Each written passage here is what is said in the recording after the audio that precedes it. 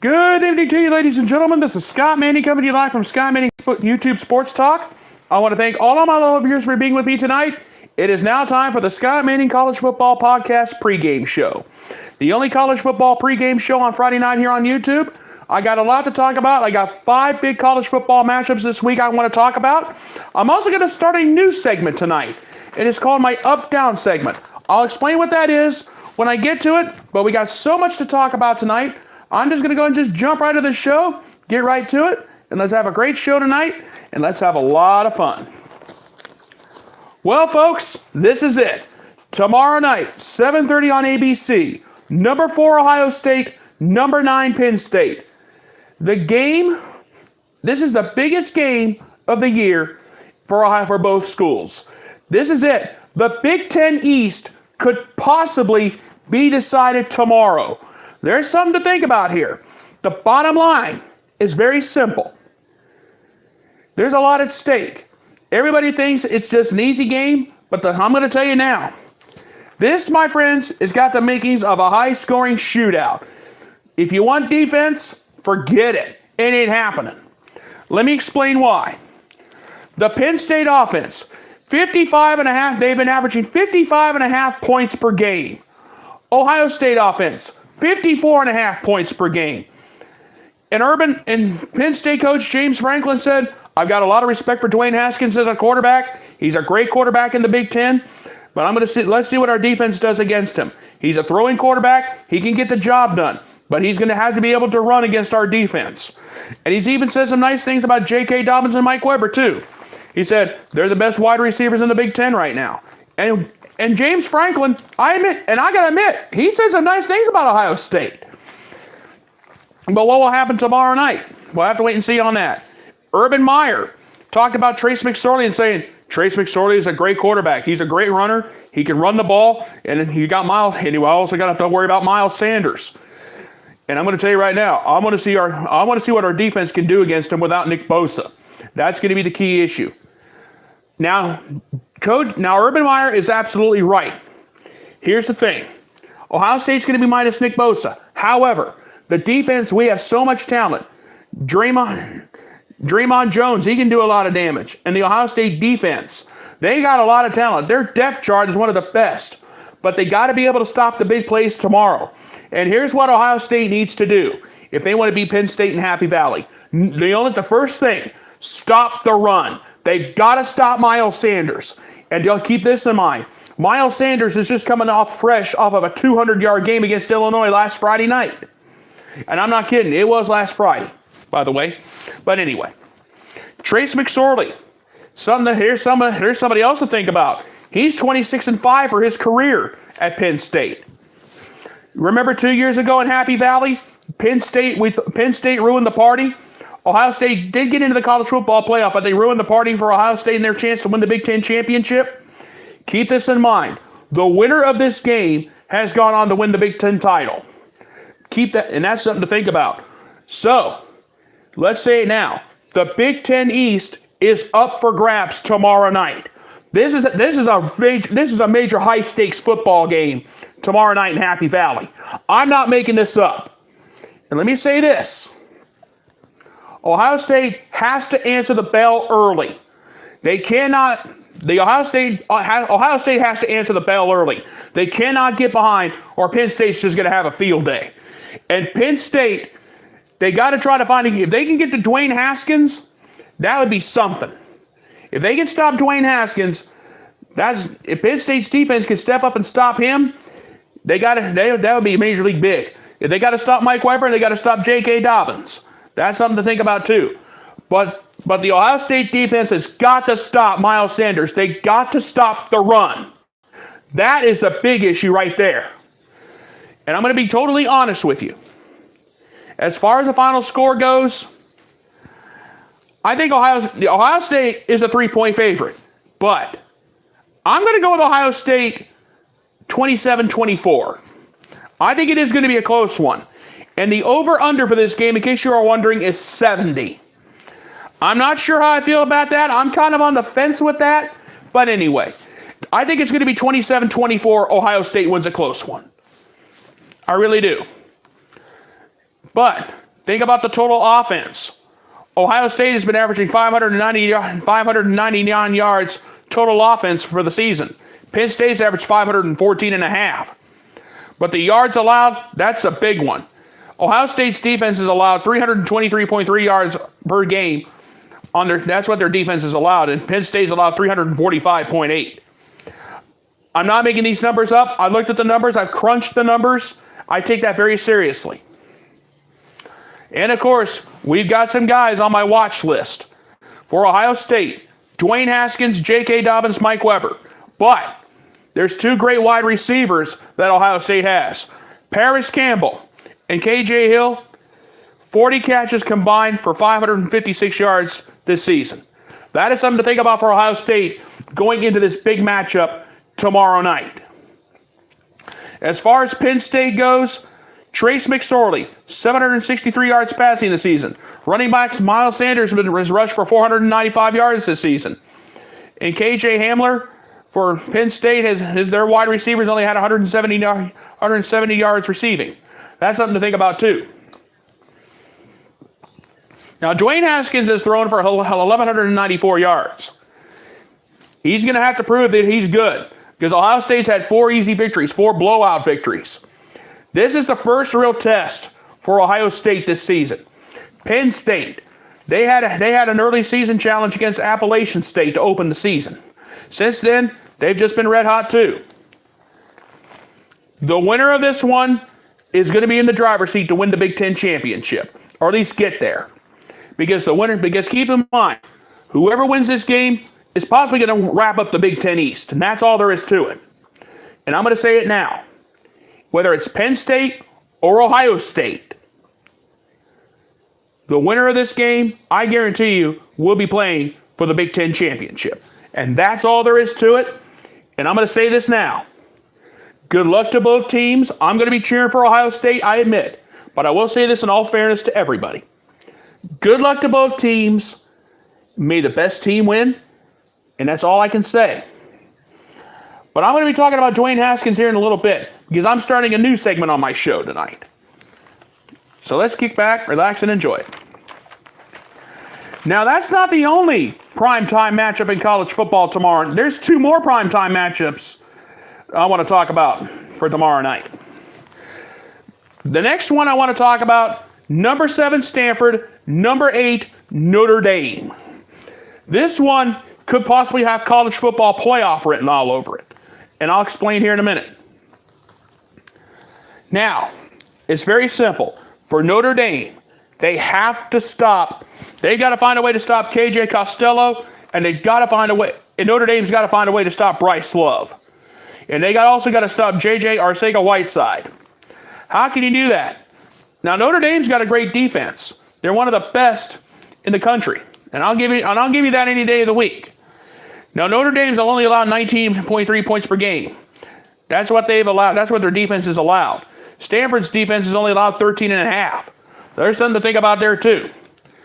For Stanford, their offense, KJ Costello, 1,056 yards passing, 10 touchdowns, 3 interceptions this season. Bryce Love, coming on ever since that disappointing game against San Diego State, where he's only allowed 29 yards rushing, he's ran for 59 carries, 254 yards, 2 touchdowns this season. And he's a candidate for the Heisman Trophy. Wide receiver JJ Arcega-Whiteside, 117 catches, 408 yards, 7 touchdowns on the season. Stanford's offense is very good. But let's think about Notre Dame's offense. I've got 2 quarterbacks on the watch list, and I'll explain why. Brandon Wimbush, 589 yards, 1 touchdown, 4 interceptions. Ian Book, last week against Wake Forest, he was impressive with 325 yards, 2 touchdowns against the Wake Forest Demon Deacons last Saturday night.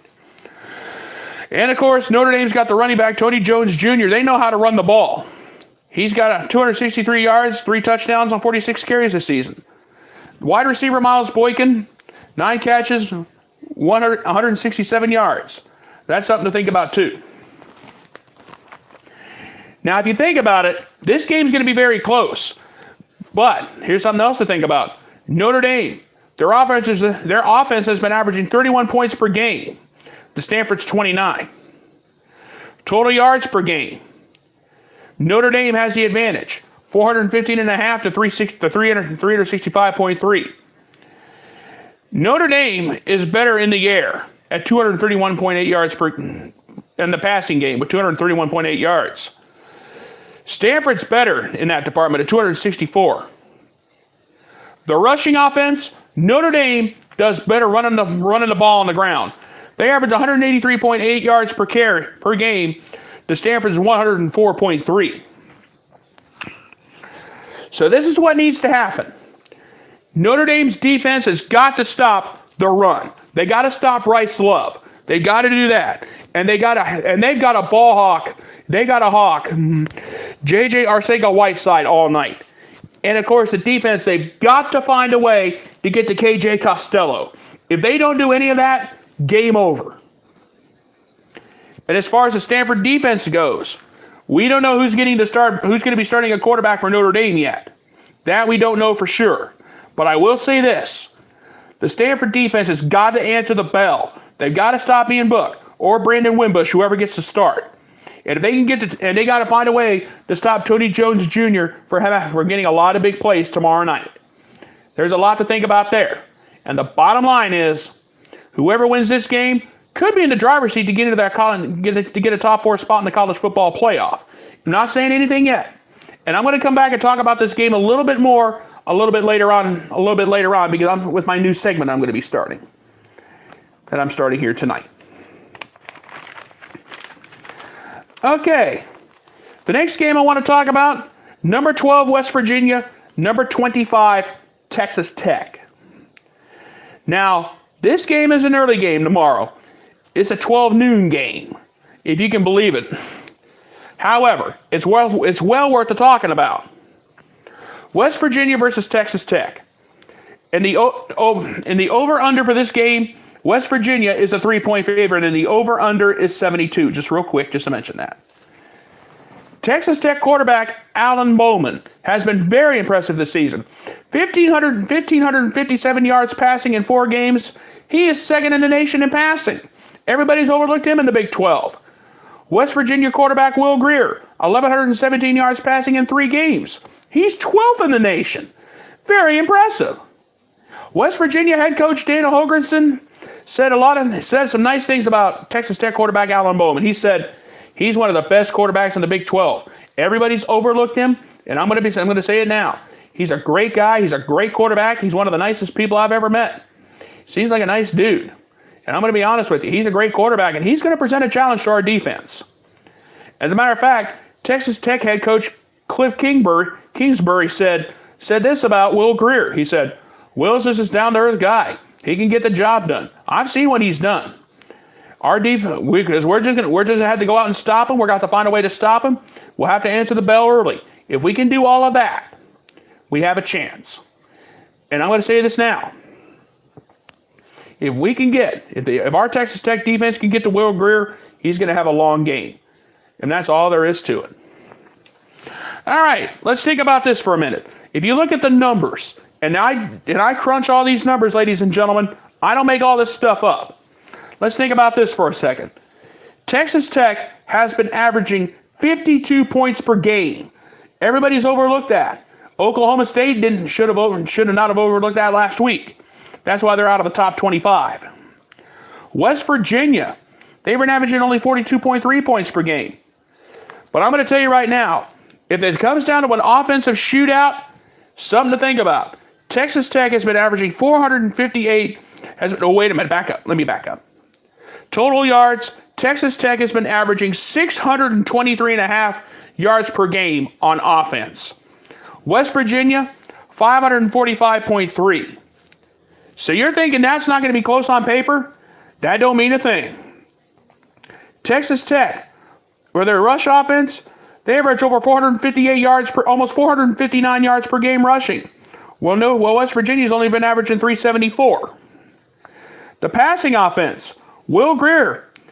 Think about this. Texas Tech has been averaging almost 188 yards passing on offense per game, and West Virginia has only been averaging about 172. So with that in mind, I got to put this game on upset alert. West Virginia is a 3-point favorite, but this game, I have no choice. I've got to put this game on upset alert. Because considering the numbers that I've seen, and considering what Alan Bowman has done, and considering what the Texas Tech offense has done, there's something to think about right there. Now, I grant you West Virginia's had to play one less game because of a cancellation due to Hurricane Florence. I understand that. However, there's something to think about. Alan Bowman has been very impressive, along with Texas Tech. Could the Texas Tech Red Raiders come out of nowhere and take the Big 12? That remains to be seen. But this game right here could be very interesting to see what happens with when West Virginia faces Texas Tech tomorrow afternoon. That's a 12 noon game. The only real matchup of the afternoon, because all the games are main event prime timers. And you got to understand why. So keep this in mind. As far as the final score, I got to go with West Virginia taking a close one, 41-38. I think this is going to be a shootout. It's got shootout written all over it because you got two high-flying quarterbacks. And, of course, you got the rush offense, the pass offense for both teams. And the total yards offense has been off the charts. So, ladies and gentlemen, this game is going to be a typical Big 12 shootout. And that's all there is to it. And that's how I feel. Okay. Let's move on to the next one. This is another primetime matchup. This is an 8:30 matchup on Fox. Number 20 BYU versus number 11 Washington. Now, I grant you the Washington Huskies are 17-point favorites on the scoreboard and on paper. However, the over-under is only 45. Only 45? You got to be kidding. But it's what it is. It is what it is. I want to talk about this game for some reasons. There's a couple of reasons. Now, grant you BYU's number 20 and Washington's number 11. Rankings haven't meant much here in the last few weeks. But I want you to think about this for a minute. Now, for BYU, Tyler Mangum, he's had 612 yards passing, 3 touchdowns, 2 interceptions this season. Squally Canada, the hero against Wisconsin, 61 carries, 322 yards, 5 touchdowns. Wide receiver Alex Ifo, 12 receptions, 129 yards. They're the team leaders for the BYU Cougars. Now for the Washington Huskies, Jake Browning, their quarterback, 966 yards passing, 7 touchdowns, and 4 interceptions. Myles Gaskin, the running back, 83 carries, 357 yards, 2 touchdowns this season. Aaron Fuller, their wide receiver, he's been very respected, 22 receptions, 367 yards, and a touchdown for the season. So what needs to happen? Very simple. It's very simple. If BYU wants to upset Washington, they've got to do exactly what they did to Wisconsin. They got to go through their defense. They got to stop the defense. Then they got to give the ball to Squally Canada. And Squally Canada's has got to run all up and down, run all through the Husky defense like there's no tomorrow. So basically, in short, BYU's got to do it. They got to play like they did against Wisconsin. And also, too, the BYU defense has got to get to Jake Browning. If they can stop Jake Browning and Myles Gaskin, it's very simple. And they got a hawk, and they got to watch Aaron Fuller like a hawk. They cannot let him get away. And BYU's got to stop the big plays like they did against Wisconsin. If they can do that, they can pull off another upset. Hey, let me put it to you this way. BYU has got to do it exactly. They got to do exactly what they did to Wisconsin. Make Jake Browning, and they got to make Jake Browning's life miserable, and they got to let Squally Canada have more rushing yards than Myles Gaskin, and they can win, and they can do it. But let's think about this for a minute. I've got some of the numbers to think about. Points per game, very close. The Washington Huskies have only averaged 27.3 points per game. BYU only 25. Points allowed per game. The BYU Cougars have only allowed 17. That's pretty good. But the Washington Huskies have only allowed 12.8. That's something to think about. Total yards. Now, the Washington Huskies do have the advantage in that department. 432.5 to 380.3 for BYU. Now the passing offense, Washington has been averaging 272 yards and a half passing for the season. To BYU's only 163. The rush offense is very close. Squally Canada, he's been very impressive. And Miles Gaskin, 156.5 for BYU, 160 flat for Washington. But I want you guys to think about something here too. I think it's going to be the battle of the run game. If Squally Canada can go through the Washington defense and Miles Gaskin can do the same thing, it's going to be a track meet. But if the defenses can stop the run, and that's the big thing, they got to be able to stop the run. Because if Squally Canada gets away and Miles Gaskin can get away too, we're going to be in for a long night. But I'm also thinking about this too. Now BYU has no passing game. And that's something to think about too. Jake Browning's been very impressive. But I'm going to tell you right now, if BYU can do exactly what they did to Wisconsin, I think they can pull off the upset. But as far as the final score, they got Washington down as a 17-point favorite. I'm going to go with the Washington Huskies 24-17. I think it's going to be a little bit closer. I think the Vegas Sports Superbook is being a little bit generous to the Huskies. And there's something to think about there. All right. One last top 25 matchup. The last but not least I want to talk about is number 19 Oregon, number 24 Cal. Oregon coach Mario Cristobal, surprisingly, was in a fairly pleasant mood considering what happened last Saturday night out in Missouri, California, when they lost to Stanford 38-31 when they blew a 17-point lead. But let's think about this for a minute. Oregon is, the Oregon team leaders, Justin Herbert, 1,186 yards, 13 touchdowns for the season. Dylan Mitchell, 20 receptions, 337 yards, and a touchdown for Oregon. Running back C.J. Verdell, 59 in rushes, 314 yards, 2 touchdowns on the season. But I'm going to tell you right now, the Cal Golden Bears may have two big weapons for their game on late Saturday night. Safety Jalen Hawks and safety Ashton Davis. The two strongest safeties out of the Pac-12 that everybody's overlooked. That's why Cal Golden Bears got into the top 25 last week. Quarterback Chase Garbers, 449 yards, 6 touchdowns, 2 interceptions on the season. Running back Patrick Laird, 144 yards and a touchdown. Right receiver Jordan Duncan, 127 yards and 2 touchdowns this season. And surprisingly for this game, Oregon's only a 1-point favorite. There's something to think about there too. Could the Cal Golden Bears challenge Stanford into the Pac-12? Could you imagine the battle for the Paul Bunyan axe come down for a battle to see who could possibly win the Big 12? That's something to think about.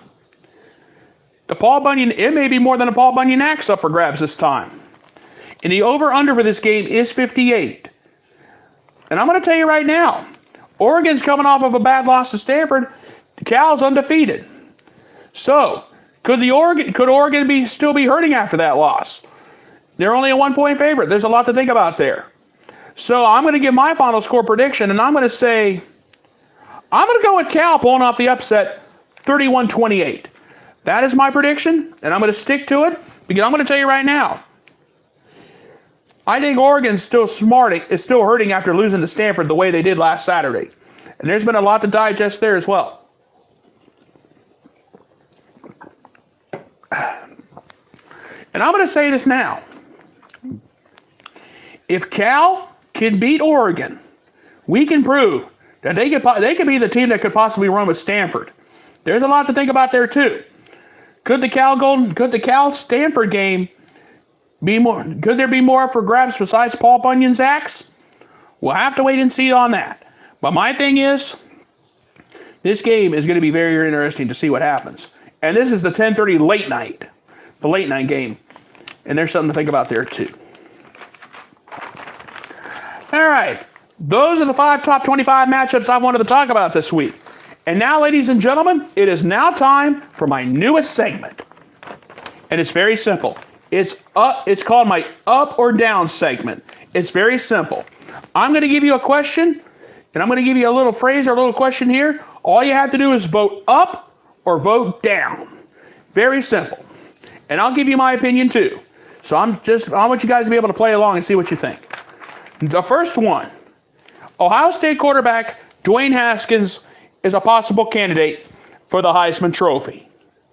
To be honest with you, I'm going to vote up because look what he's done in his freshman season. He's really impressed me. And I'm going to say right now, 1,194 yards passing for the season. I think Dwayne he's already got a lot more touchdowns in his freshman season. He's thrown for over 300 yards in his first 4 starts. And I'm going to be honest with you. I think he is a candidate for the Heisman Trophy. And if Ohio State can beat Penn State, I think Haskins could be a candidate for the Heisman. But let's see what happens against Ohio State, Penn State. But for right now, I'm going to definitely vote up on Dwayne Haskins being a candidate for the Heisman Trophy. And there's something to think about there. Now, here's the next question. Now here's the next question. And there's actually 2. For the next 2 questions, they do revolve around Stanford, Notre Dame. Notre Dame is a possibility for the college football playoff if they beat Stanford and if they win out the rest of the season. I am going to vote that down because Notre Dame has struggled against teams in the top 10. They're only 2-14. And this is the first time ever that Notre Dame and Stanford have met when both teams are in the top 10. And Notre Dame's 2-14 lifetime, or 2-14 against teams in the top 10. So there's a lot to digest there. So if Notre Dame beats Stanford, I'm going to vote down. I'm going to vote Notre Dame beating the college football playoff. I'm going to vote that down. And that's all there is to it. And also, too, for Stanford, Bryce Love is going to be a possible Heisman Trophy candidate despite the disappointing numbers that he's put up this season. That one, I am going to vote down. I'm going to vote that down because, yes, Bryce Love was expected to have a 2,000-yard season or close to a 2,000-yard season. He's only averaged 254 yards and 2 touchdowns so far early in this season. So I'm going to vote that down because I have not seen anything as of yet. And that's all there is to it. All right, the next question. All right, let me move on to the next question here. And here it is. Will Grier is the best quarterback is the best quarterback in the Big 12, and he's better than Oklahoma quarterback Kyler Murray. I'm going to be honest with you. I'm going to vote that one up because look what Will Grier has done. He's beaten his opponents easily, despite they had to miss one game because of the cancellation due to Hurricane Florence. Kyler Murray barely escaped against Oklahoma, barely escaped against Army. So I'm going to vote up on Will Grier being the best quarterback in the Big 12. And that's all there is to it. Because let's think about what Will Grier has done. 1,117 yards passing for the season. He's 12th in the nation, despite they're going to be facing a very tough task of facing Texas Tech on Saturday. And Alan Bowman has over 1,500 yards passing this season. And he's second in 4 games, and he's second in the nation. Which leads me to this one. Could Alan Bowman be the next big thing in the Big 12? I'm not going to answer that one yet. I'm going to hold off because I'm going to be honest with you. Let's see what Will Grier can do against Texas Tech. Maybe they can do something with them. All right. The next question. And it's a very simple one at that. If BYU beats Washington, BYU gets a New Year's Six bowl. I'm going to vote that one up. And here's why. Let's think about this for a second. Squally Canada, one of the best running backs. Now I grant you BYU is an independent. They're not in a conference. They don't have nothing to lose. But I'm going to tell you right now, BYU's got one signature win against Wisconsin. If they beat the Washington Huskies tomorrow night, I think I really do believe that BYU is going to get a New Year's Six bowl. So I'm going to vote that one up. And that's very simple. Now I grant you BYU doesn't have a passing game. And to be honest with you, there's been a lot to digest there. But I'm going to tell you right now, BYU's got one whale of a run game. And I'm going to say it now. Don't take Squally Canada lightly. Don't take the Cougars lightly. Wisconsin paid for that. So I hope the Huskies were watching the BYU-Wisconsin game. Because if BYU runs all over Washington, scores the upset, I would be more than happy. And if I was the one in charge of bowl bids, I would give the BYU Cougars a New Year's Six bowl any day of the week. So I'm going to vote that one up. If Notre Dame beats Washington, BYU gets a New Year's Six bowl. Now, I've got another couple more questions here. Despite losing on Saturday night, Oregon has an outside shot of getting a New Year's Six bowl. I've thought about this. I've got to vote that one down.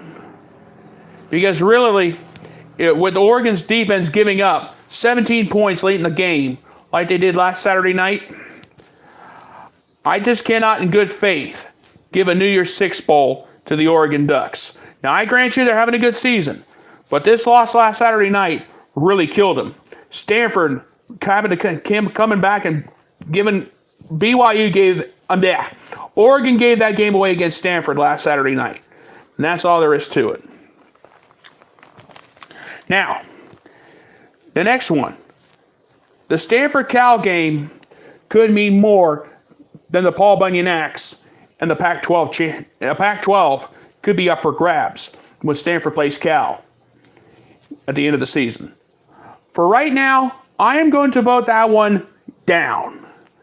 Because now Cal's having a good season, but they got a lot of challenges ahead of them. So let's think about it for a minute.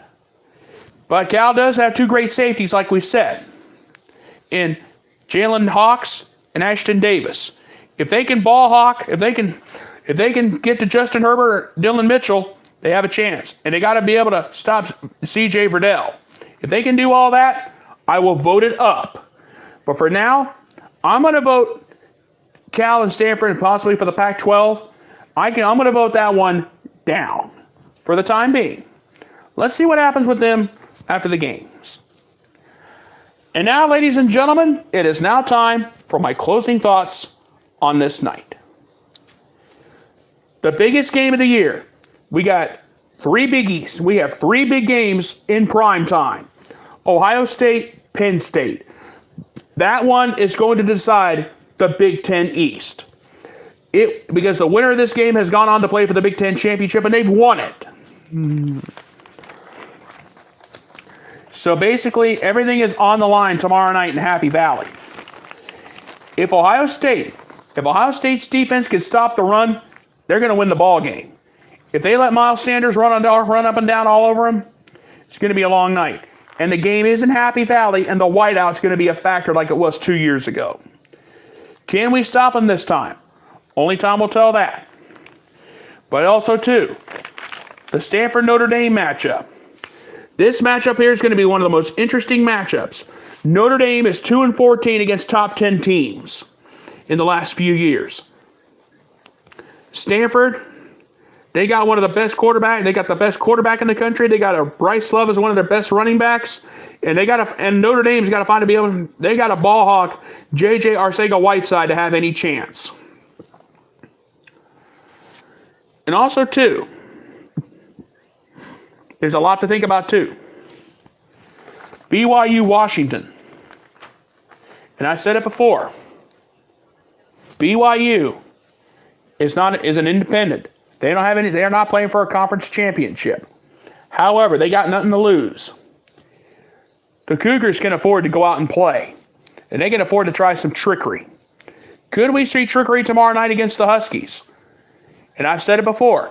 If BYU can beat Washington and win out, now BYU's only got one loss. They only have one loss on the season. Now it's to Cal a couple weeks ago. If BYU beats Washington, BYU could possibly get a New Year's Six bowl. And that'd be cool. Think about it. Everybody laughs at BYU because they're the Mormon school and they're all that. Wisconsin was thinking the same thing a few weeks ago. Boy, they made the biggest mistake on saying that. Because think about what BYU did to the Wisconsin defense. And Wisconsin had one of the best defenses in the country. Squally Canada went through them like they were nothing. And for what BYU did on the road at Camp Randall and one of the most hostile environments in the Big Ten. Let me tell you something. Don't take the Cougars lightly. Wisconsin paid for that.